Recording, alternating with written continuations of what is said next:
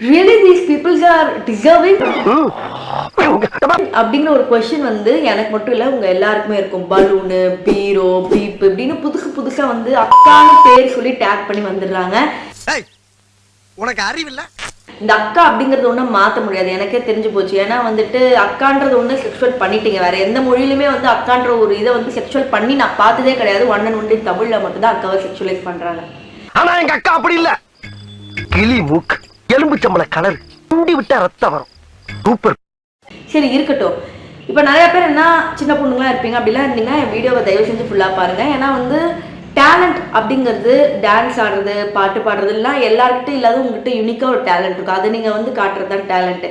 இந்த மாதிரி எக்ஸ்போஸ் பண்ணுறதோ அசிங்கமாக பேசுகிறதோ டேலண்ட்டுங்கிற கேட்டகரியில் வராது. நான் பார்க்குறேன், மனசுக்குள்ள சிரிச்சேன். நம்ம கொஞ்சம் எக்ஸ்போஸ் பண்ணிட்டா போதும், நாக்கு தொங்க போட்டு வந்துருவானுங்க அப்படிங்கிற மாதிரி நினைக்கிறாங்க. டேலண்டட் பீப்புள்ஸ்க்கு மதிப்பு கொடுங்க.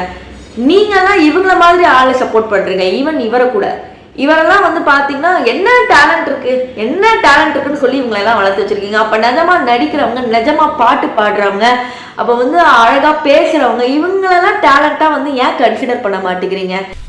I don't know. Talented peoples மட்டும்தான் அந்த உலகத்துல வளரணும். டேலண்டட் இல்லாத பீப்புள்ஸ் வளர்ந்துட்டா என்ன கோவப்படுத்தணும்ன்ற ஒரே நோக்கத்துல கேள்வி கேட்கறியா? என் நோக்கம் அது இல்லைங்க, மக்கள் உண்மையை தெரிஞ்சுக்கணும். டேலண்ட் அப்படிங்கிற ஒரு வார்த்தைக்கே வந்து பாத்தீங்கன்னா வேற மாதிரி அர்த்தப்படும். அப்ப பான் ஆக்டர்ஸ் கூட டேலண்டடா அப்படிங்கிறது தான் இப்ப கடைசியா வைக்கிற கொஸ்டின். அப்ப அதுக்கு நீங்க பதில் சொல்லுங்க இப்போ.